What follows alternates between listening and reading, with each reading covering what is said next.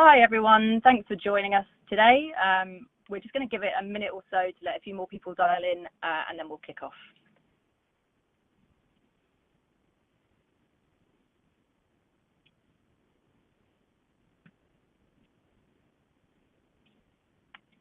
So for anyone that's just dialing in, we're just going to give it a few more seconds just for a few more people to join and then we'll get started shortly.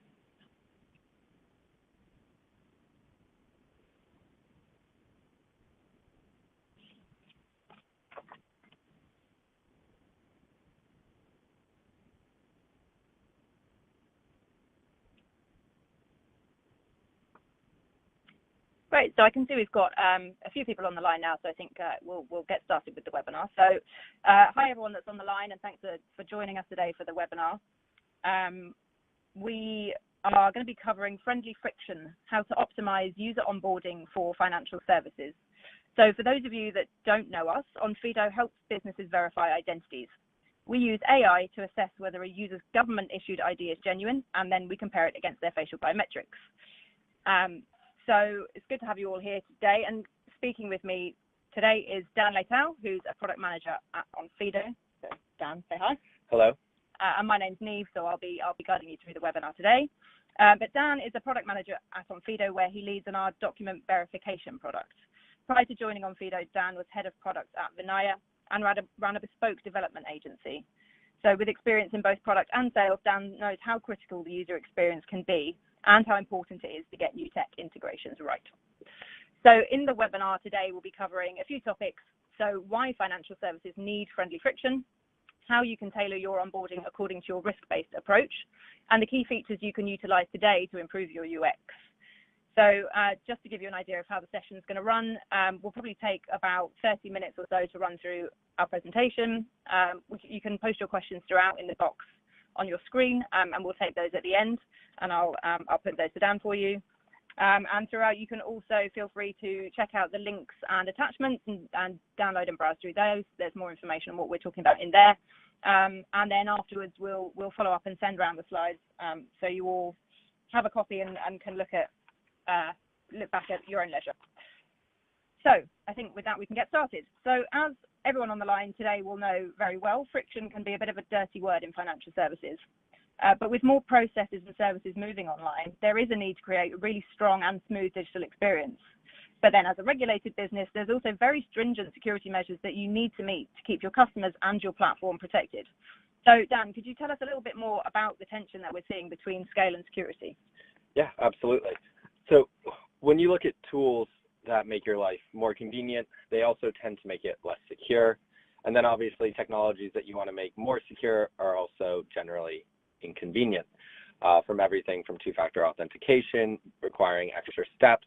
You gain security, but you have to spend more time and usually look in another app to find a code.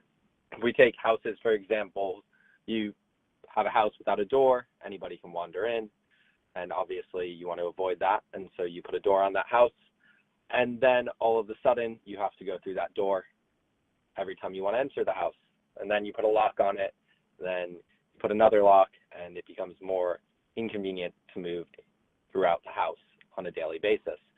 But that's an acceptable balance, and it's been embraced as a social norm, and nobody really stops to think or complain about how inconvenient closing or locking doors can be. We haven't yet achieved the sense of convenience and security equilibrium in the digital world, and so the two are still somewhat in tension. In order to stay competitive, financial services need to onboard as many users as they can and as quickly as possible, and keep them retained and returning as customers. However, as they do that, there's more pressure for them to be doing this in a user-friendly way and remove the friction altogether. But with that need to remove the friction, there is more pressure to have security and to make sure that that customer data is being protected and that you're interacting with the right person and they are who they claim to be.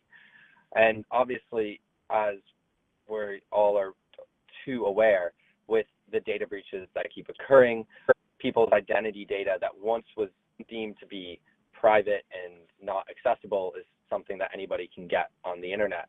And because of that, you find a lot of these frictionless ways that used to be the norm becoming not secure enough to be able to trust the users that are coming onto your system. Yeah, and we know that obviously there's lots of this slide here shows us just a kind of a handful of the data breaches and the hacks that we've seen lately. There are obviously a lot more that we'll all be familiar with. And we know that that's kind of, that's one complexity, and there's also a lot of new regulation that's coming out that's making it even harder for us to make sure that our data is safe, that our platforms are safe, and that our customers are getting the security that they not only need, but are now, they expect as well. But we also know that those security measures, especially KYC and AML, are non-negotiable. That's an expectation that we have to meet. But then how do we balance that against the user experience? If we see that, as this slide demonstrates, 45% of users will drop off if they had a bad experience. And as new new innovations come through, their expectations are now very high. So it's a difficult line to tread, and it's a difficult balance to strike. So as a product manager, how do you meet this challenge? Yeah, it's a really interesting proposition, because when you look at it with Onfido or just in general, whenever you have to do KYC or really introduce any type of friction to a user, there's that trade-off and that balance that we're talking about. But specifically with regulated experiences, you can have to require multiple documents to be uploaded, people parting with data that they may find personal, data that they may not have accessible to them right at that time. So no matter what, the process will have a certain level of friction involved. And at the end of the day, the honest way of looking at it is that your users don't want to do this. They want to access the service that their friends or their family or somebody else they know is using, and they want to be able to be part of that experience right away. But aiming for total absence of friction is counterintuitive and could do more harm than good. This might sound like it goes against everything that I've been taught as a product manager, but within the financial service particularly, some friction is actually preferable because it can make them feel safer.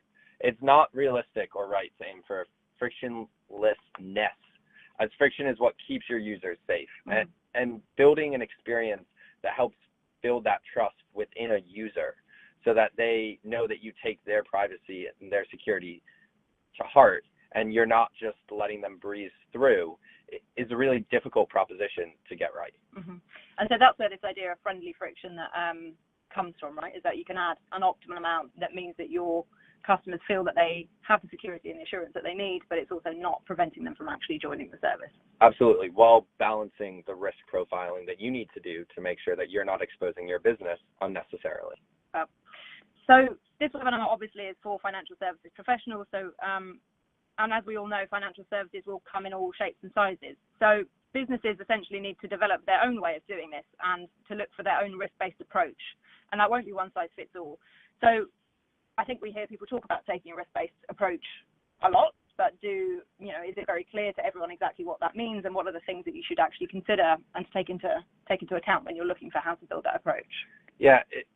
So one of the things around this is that can also depend not only on the product that you're building or the industry that you're operating, but the region and the area that you are regulated in, because it can be different risk-based approaches meet different standards. This is where we see some financial services coming up with what they call a gold standard, where they adopt one principle that meets the strictest of regulations, but then that means they're actually introducing that friction to areas where it's not necessary.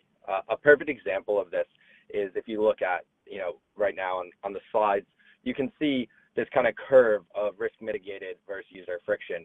Identity databases and social security numbers in the US were a very easy way for people to be onboarded.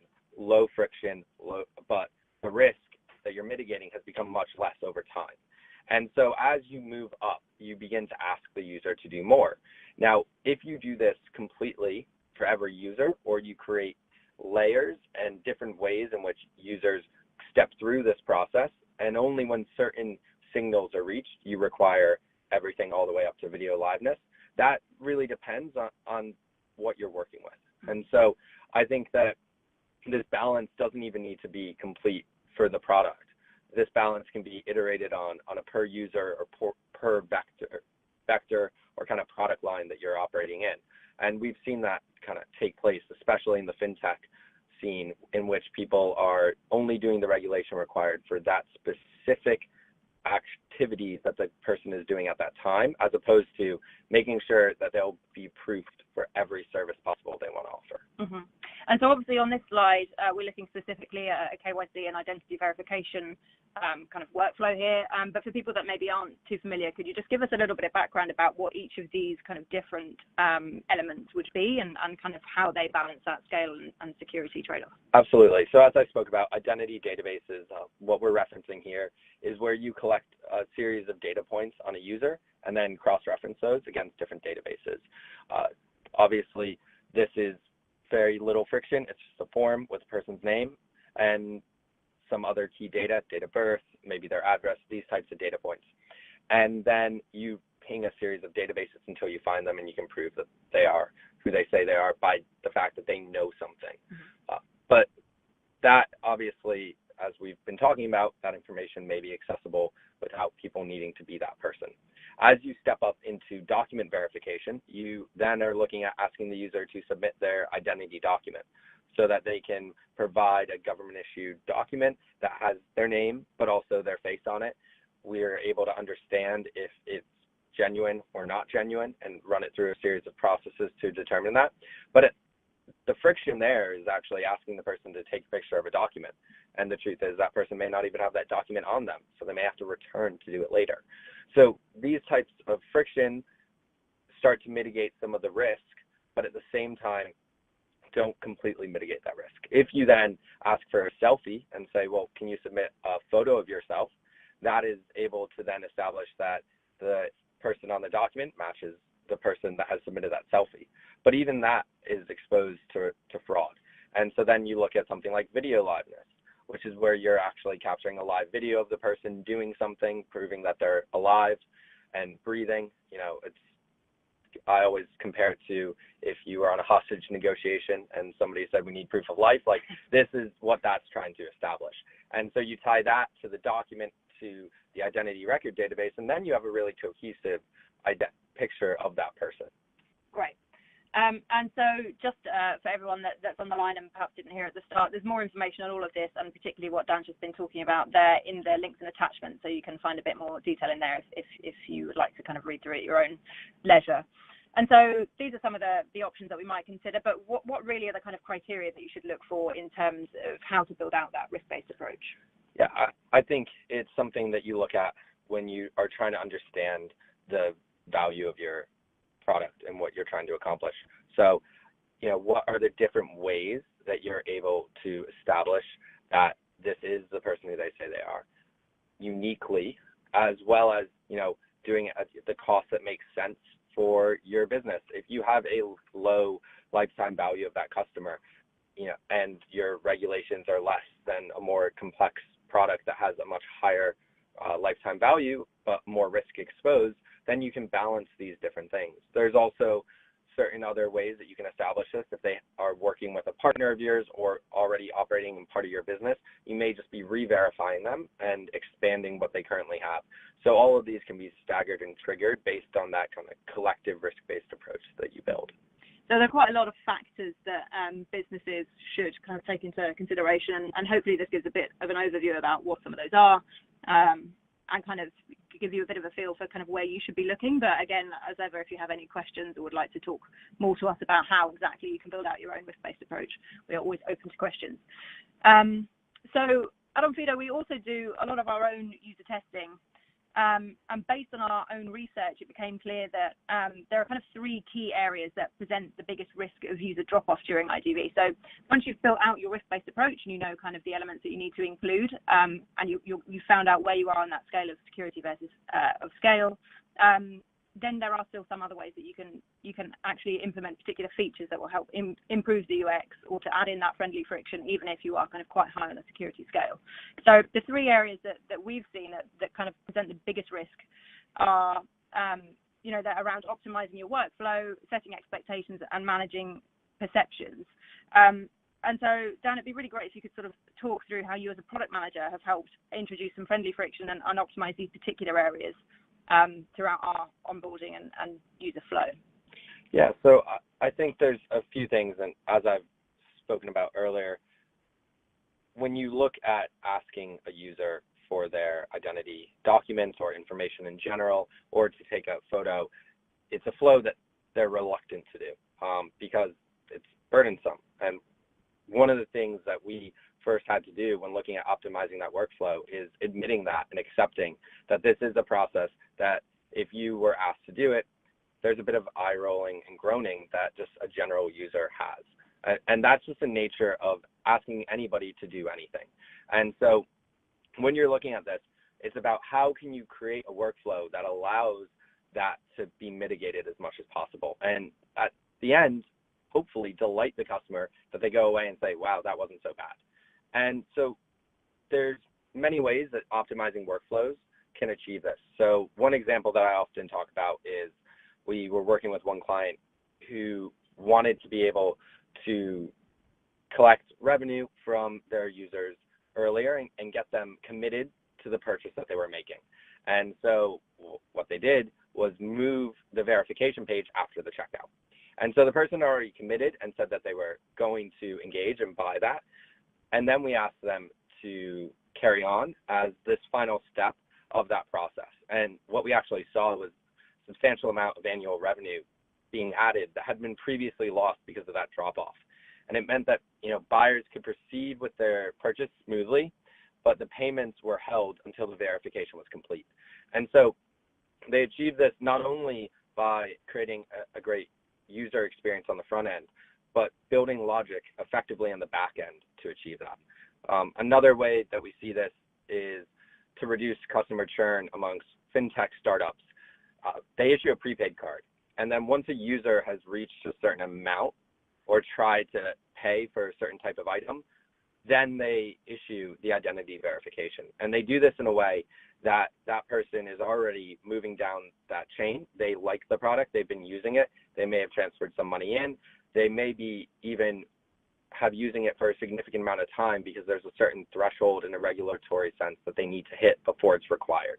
And so they take advantage of that to get the user engaged, not only in the product, but in the brand and really embracing what was there. And so that's really what we see when looking at optimizing the workflow, understanding at what point you can introduce this friction so that it's the least burdensome and they're already committed into interacting with your product. Mm-hmm. And so I guess the golden kind of rule there would be to make sure that you've already shown the value to the customer and that they're already engaged before you add in this extra layer of friction, so they're more likely to kind of continue with the process. Absolutely. And that can be done a number of ways. And sometimes you can't even achieve it by giving them access to the product. So sometimes you, just through the onboarding flow and making the rest of the process easier, you can entice them to the value of what they're going to be getting. It's really still part of that marketing top of funnel chain, and then you're moving them into that more complete side. Mm-hmm. Okay, so that's one way. And then another area that we can kind of help to introduce this friendly friction is just in the way that we set expectations. Yeah. So when we first started with our SDK, which is where we really got into building out user flows for the capture of this information and trying to reduce as much friction as possible, but still have that friction that was required to build that trust, we looked at saying, okay, well, we want as few clicks as possible. We want this user to be in and out quickly. And what we actually found after doing lots of series of user testing across different demographics of products, of regions, areas, that the most important thing wasn't the number of clicks. Their main concern was about having carefully worded content and copy. And so the way that we've done that is it's all about setting expectations for the journey that they're about to go into, because that journey is something that they're part of. And so while it sounds slightly corny, if you set the expectations right for that journey they're about to go on, then when they get to it, they're already prepared. And so you're able to put them on that journey in a way where they're not being surprised or where they're not rolling their eyes because they came to it and they knew that was part of it. And so it's just part of the experience overall. Mm-hmm. And they also know that they need to go collect information. If they don't have their identity document on them, they understand that this process gets started at that point. And that actually means that they don't end up too far down the chain walking away. Sure. So it's just making sure that they're really set up for success. They understand what they're about to do and they're kind of optimized to do it so that they don't have to come out of the process midway through. They're ready to do it and they can go all the way through. 100%. Right. And so then the third area that we really see that you can make a kind of tangible improvement is the way in which you manage perceptions for users. Yeah, and so this really gets into that concept of how you can build in the concept and a perception of security that's greater than your competitors or greater than, building that trust. So tolerance and perception are two different concepts, and we can increase the tolerance by underscoring the value of a process. Basically, it's worth the wait. This is particularly true in the financial service where there may be a perception that a process with too little friction is actually less secure. And this is something that Facebook has used in the past, which perhaps now is not the greatest example of security, but on their privacy settings, they can crunch your data in milliseconds. However, the interface actually takes longer to load to appear more secure so that it can impact your credibility. And this is something that we saw as well within the credit card space with online transactions. When it was taken too quickly, people had the same fear. They didn't actually want to trust that initial gut of, I just typed it in and it's gone and it's done. Having even a few seconds of turning gave a perception that something was happening in the background. Now, that may or may not be true. And as you see on the screen, one of the craziest kind of concepts, that people were rating Amazon faster, even though it had slowest download time. And that is something where that brand recognition and that building of trust really is about the perceived time as opposed to that objective time. And obviously with a brand like Amazon, they've already baked in this idea that they are credible and that they have the kind of engagement and that whatever service people are waiting for, it is worth that wait. So that then the perceived time becomes less than the objective time. Yeah. So it's really interesting. It's quite a lot of psychology built into that.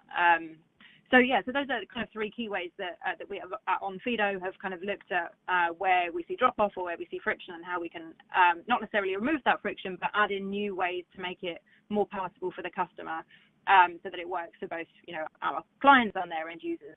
And there are also, a couple of other sort of high-level best practice advice that we tend to give our customers when they're trying to build out these onboarding flows. And Dan, again, I'll let you talk through these a little bit more. Yeah, so let the user do something else while their documents are processing.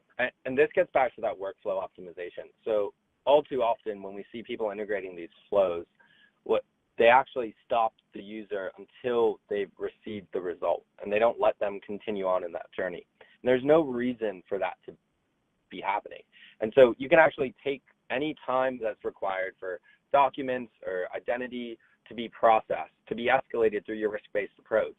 This can be in an automated fashion. It could be manual. You could be escalating to your internal teams to be handling it. You can be exposing that person to more of the app. It may be in a restricted fashion. It may be like those prepaid cards that we were talking about where they don't need to hit the limit yet. But you can be allowing them to continue to engage while waiting for that information to come back. And that's a really good way to keep someone engaged while that time that may be required to get the right answer for your own risk assessment is required. So kind of the second one is provide feedback. So quite often what we see is that people don't actually know what's going on. It's one thing when you walk into a bank or when you walk in to a hotel and they ask for your identity document and you hand it to them and you see what's going on and you understand why. They want to check who I am. They want to make sure that nobody's accessing my room. Nobody's taking a booking that wasn't their booking to take. So if you provide feedback and actually allow the user to understand the process that's going through, you're able to build that trust that we've been talking about. And there's more understanding gained because they understand that this is a process that takes time. One of the craziest concepts still is, prior to the advent of all of this onboarding process moving online, people had to get in a car and drive somewhere and interact with somebody and take time out of their day to set up these types of accounts. And now we're saying, look, you don't need to do that anymore. You can do it remotely. And the expectation that they have, if you consider that it one time was you need to go during your lunch break or you need to take an afternoon off, to now they can do it while they're watching Netflix or while they're in a car or on the tube because they saw your ad and just wanted to hit that process. that gap that you've changed is a massive amount of time that you've freed up. And so if you actually allow them to understand what's going on, they're more willing to accept that friction because they realize that you're taking it seriously and that you're doing this with care. And so that kind of goes to that final point there, which is provide context. Inform users about the importance of protecting their identity. With users in today's world and having so many fears around trusting, putting their information out there, the process that you're building is about not only finding out if they are who they say they are, but at the same time, allowing them to understand that you take their information seriously and that you're doing this in the most appropriate way so that you can protect them. And so if they understand that, you can also feed that back to them and say, this is a process that you should be going through with anybody else, which can be turned into a competitive advantage for you against other players. Because you can be saying, look, we take the time and care about your information and we handle this process right. And so when you're now going through your next onboarding process, make sure they're doing these things. Make sure they're going through these steps to protect your identity, because we do. So that context actually flows very well into that feedback loop of actually allowing the user to be a better ambassador for owning their own identity and controlling that information moving forward. That's great.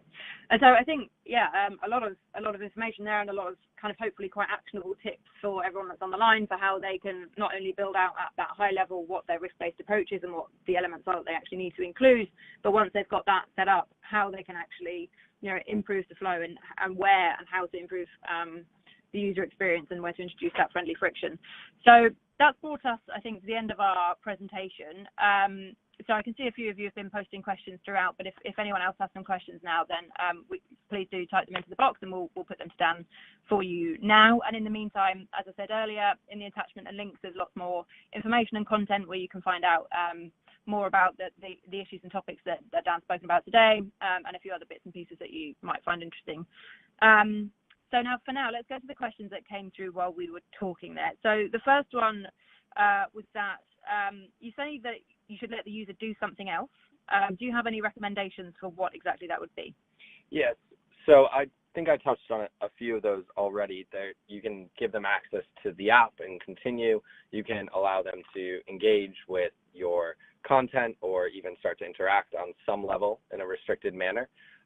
The other thing, though, that you're able to do is use this time to continue to allow them to understand you as a company better. One of the most interesting concepts we've seen is people have put in a video to actually walk people through introducing them to the brand and to the app and to understand, what's going on in the background, but more importantly, why they've chosen that and why it was a good decision. So they use some of this friction time of actually waiting for certain responses to come back from identity records and from the biometric side.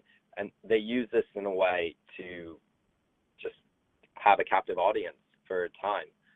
I remember one client asked about selling ads, and I said, I'm not sure about that as your business model, but if that's something you want to do, yes, but use it as a chance for a video for your own sake. So I think there's creative solutions out there, and we're happy to do workshops with anybody on figuring those out and trialing new ones for sure. Yeah, I suppose that kind of brings us back to the whole theme of this presentation is that, yes, there is friction and yes, there is a wait time, but actually that doesn't necessarily need to be a negative thing. And actually kind of it's a space with a lot of potential that you can add in a lot of potentially beneficial features or content or whatever else you want to put in there. So we've got another question here as well, which actually kind of disagrees with that view that friction is necessarily useful. So I think, Dan, this is referring to, you talked about the fact that especially in financial services, people might perceive that too little friction is actually insecure. It looks like this person disagrees with that. So how would you kind of counter that? Yeah, I'd probably counter it by in some ways agreeing with them. As I said, as a product manager, you're trained in that no friction, little time as possible, fewest clicks, all these types of things. And so it's something that is really interesting and counterintuitive because I do at the end of the day want my sign up to an app to be as quick as possible. That's why I may use Facebook Connect to log into things instead of having to type in my own information. And so all these things are reducing friction. But that being said, there is something about understanding how to make it as clear as possible. And I think that's where setting the right context, but more importantly, what we found in the UX research we did about getting the right copy was so key. And so that story about removing the focus on clicks and actually getting copy meant that we had to have people go through the process fewer times. You know, taking pictures of identity documents or faces, or even the amount of times that people type in the wrong name or address, they use a previous address, all these types of things. You want to reduce the amount of time somebody has to go through this process more than once. And you can put certain filters and things in place, but as we've talked about, there is just friction in this process. And so it's really about finding the way to have as few attempts as possible, because if we're going against that story of somebody showing up to a bank and having to take all that time out, I do challenge the concept that getting the process right so that you can trust who that person is worth 2 minutes or 5 minutes of that person's time. And it's a really great ability to build something with that customer as opposed to just whisk them through. But it depends on the business that you're operating in. If it's a low-risk business, if it's not financially regulated, if you're doing this as a way just to build trust amongst users, then finding ways to reduce that friction may be more beneficial because it's less important for you. And so we've got one other question here as well that also says, in the tips at the end there, you said about providing feedback. But how do you provide feedback for a user when they are attempting fraud? Yeah, I think that's a great question. So I think one of the things around fraudulent users or bad actors is it comes down to how that company wants to handle it. And so the risk-based approach, some of the signals that we've talked about are here. There may be others like device profiling, previous history of interactions, or even credit card transactions. There's a lot of information that you may be having about that person. And so how you handle that and escalate that is really down to the way that your brand chooses to interact with people. But when you understand that that person is a negative user or they're acting in a nefarious way, a perfect example that I use is when on the document report, there is compromised documents. So the document that's publicly found on the internet. So when somebody is submitting the sample document of the French national identity card that company puts out, that person is not there trying to access your company in a genuine way. And so what you do in that example is you can, lock the account immediately. I see lots of clients that build the logic, certain breakdowns and information we provide, they lock it. Other ones, they may ask for a second document. And other times they don't communicate that they've locked the account. They just tell the person they need to reach out to support. And they see if the person does that. So quite often when you see nefarious activity, that's where this friction can be helpful, because if they get rejected the first time, do they want to go through again if they're going to be rejected the second or the third time? You're building in a process that actually requires some time investment from them so that they can't continually act badly on your system. And so how you actually message that feedback is very sensitive and within your own brand voice. But at the same time, I think that there are certain actions that people take where you just lock the account. You don't let them continue.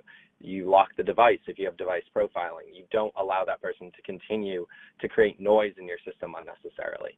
So I think there's different ways and sensitivities, and with some other signals that you may not be as certain if it's a bad actor or just somebody who doesn't necessarily understand what they're doing. Quite often we see people that take a picture of a picture of a picture of their document because they don't have it on them. That's an opportunity to explain to somebody that they need the original document as opposed to a document that is not present. And so these are opportunities where you can actually inform and find out if somebody is good or bad.